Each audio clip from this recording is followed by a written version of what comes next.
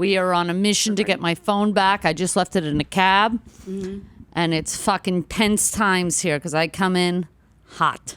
Yeah, that's a rough situation to find yourself in. Thank you. But you're here. I'm here. Look at this. You made it. Your you phone let me didn't know make when it, we're but you going. made it. I'm all good. Do Okay, I we're need going. headphones? No. No, you're good. I love that. Sweet.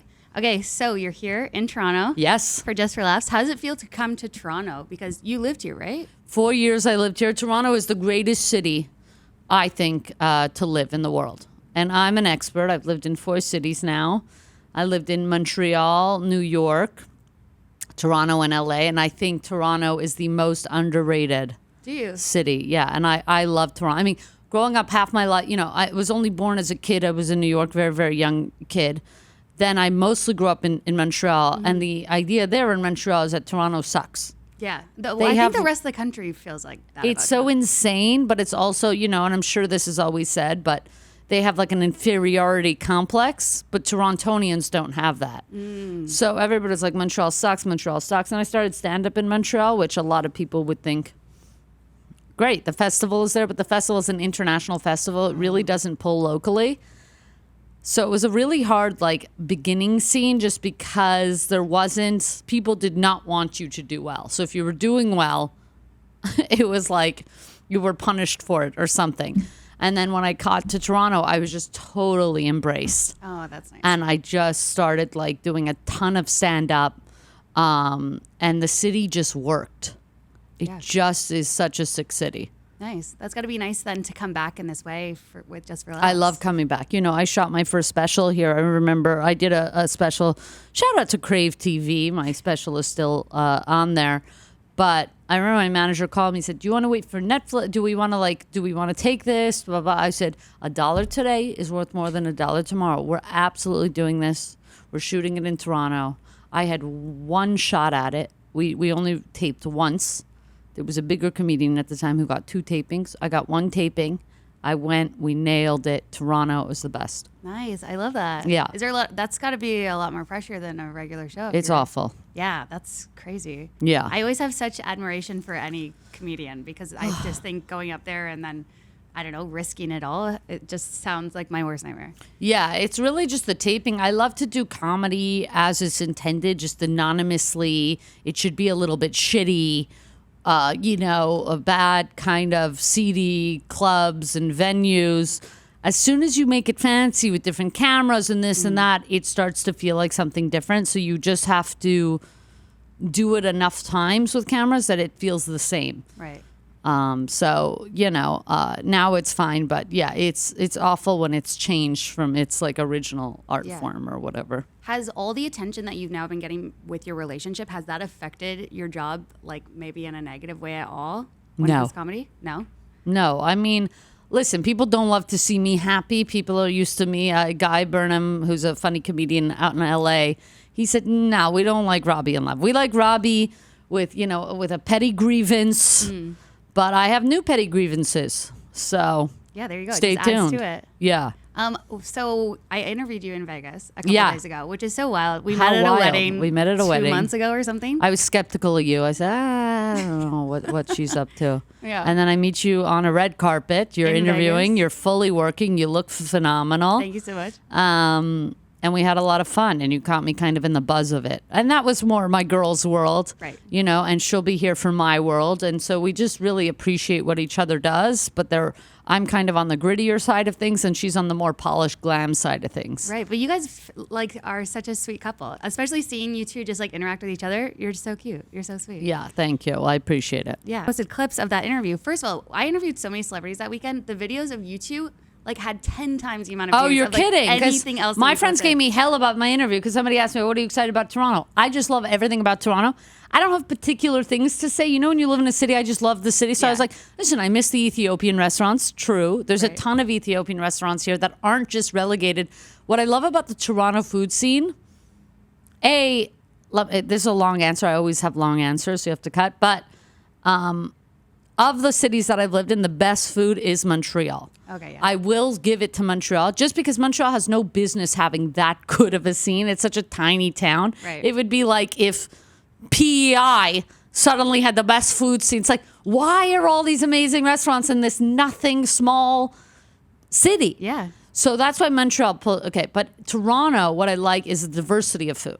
Okay. You don't have to just go to Little Ethiopia to have an amazing Ethiopian meal. You can be Queen Street, you can be, in the most mainstream areas, and they have food from all over, Greek restaurants and, Lebanese restaurants. And that I find is different about Toronto versus other cities. If we want to, have a Greek meal, we got to go to Little Greek. Yeah. Little Greece or whatever. So Toronto is a lot more, and they have those pockets too, but they're also able to integrate around the city. Yeah, but like I mentioned before we were recording, a bunch of people commented on that video, and they're like, "I'm so glad you shouted out Ethiopian food." Oh, That's so really? great." Yeah. See, I don't have TikTok or I don't have things like that, so I only have Instagram. Yeah.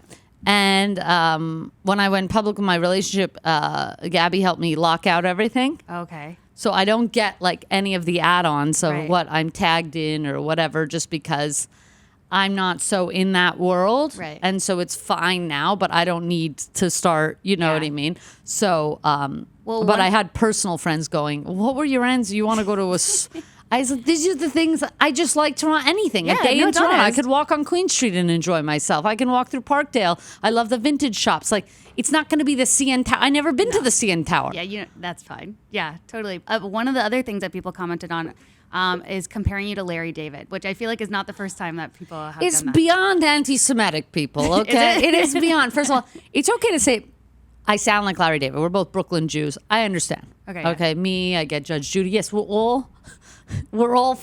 we are an ethnic group from the same place. Right. I understand this. But to say I look like Larry David, so I look like a balding 70-year-old man. I think it's energy. offensive. Yeah. No, totally. That's why I wanted to know your thoughts on that. If that was It's like offensive. a compliment to you or not.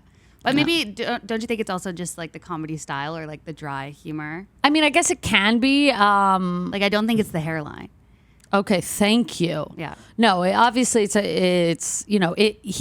he walked so I could run. Mm-hmm. Like I think I've had that type of stuff not existed, and I didn't, had he not existed, I think people maybe wouldn't have as much an appetite for more of this type of comedy of, very ethnically. Like I am who I am. I think so I just think it adds to, I don't know, it makes it more digestible or something. It's not like everybody I grew up with was like that. Yeah. I grew up in a community of we were all, Jews. So it is what it is. So the more of them doing their thing, the better.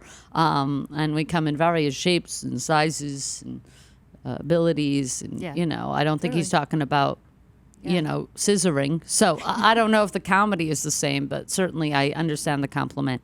Yeah. I thank you for it. Totally. And I want to hear about Jon Hamm, knowing who you are. Jon Hamm is randomly a massive fan of mine. That's amazing. Bizarro. This is so name droppy, but with names like this, why not? I did Sarah Silverman's show at the Largo, and they are good friends.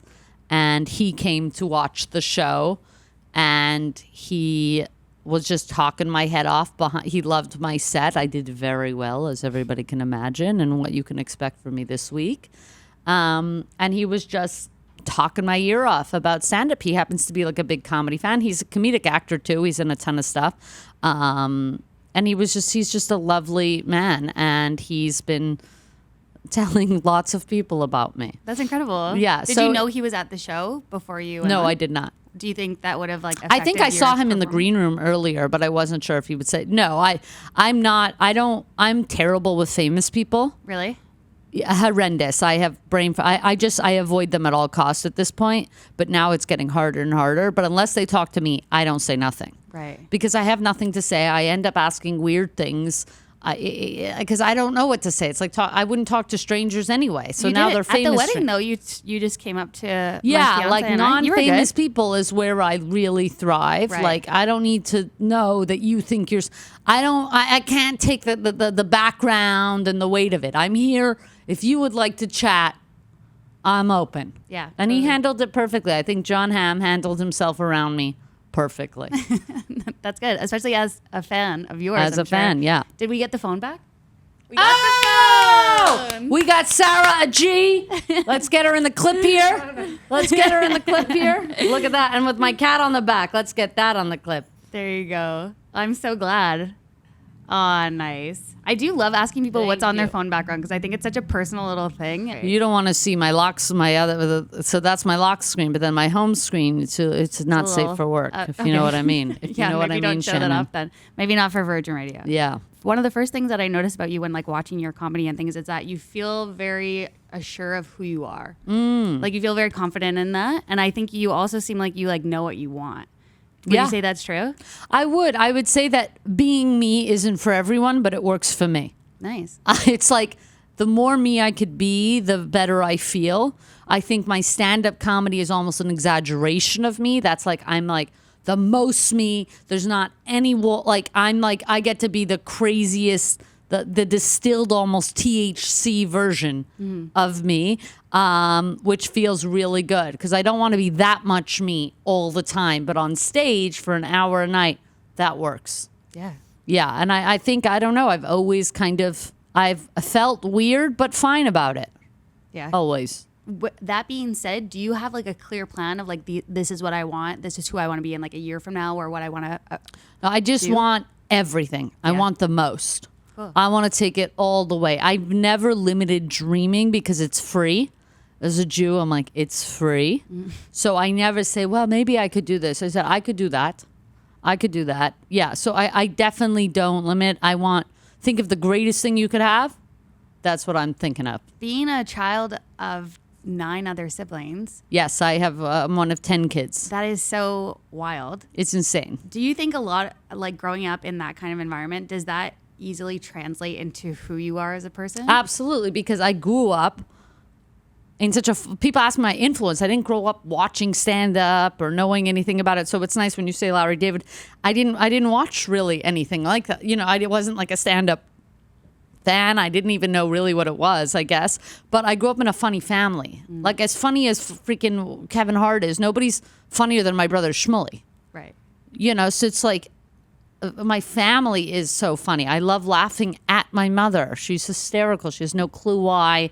You know, it's just I came up in everybody is a character and everybody's extremely funny in my family. Whether I hate them, I like them, they're funny. Yeah. And now can we talk about your show or can we not? You sure? And yeah. That's going to be inspired by your life, right? Like your family? Yes, it's definitely, it's inspired by my life. I've had to, it's basically, like Succession, but poor and Jewish. Incredible. Yeah. Show's called Rivka, obviously my given name, but I've had to change a lot of things because, my brother Shmuley called me, why does Schneider get to be in the show? I don't get to be in the show. Nobody's in the show. Okay, the characters there's inspired, but you're not going to know this one's this one's that. You're out. Right. And then, so it's been, my family takes things as theirs. Oh, yeah. Of course, they've done none of the work to get it anywhere. Yeah. They're, in fact, detrimental to any progress of anything I do. So,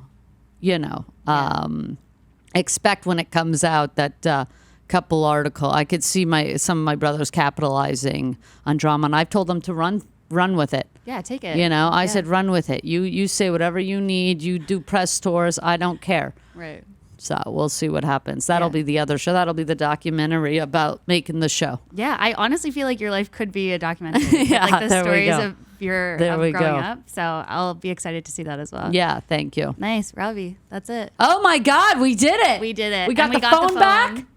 We did it. Thank you so much, Shannon. Thank you. I'm so good happy to we see crossed you. paths again. I'll be Thank sad you. when I don't see you every week. I know. Hopefully we do. You cover us.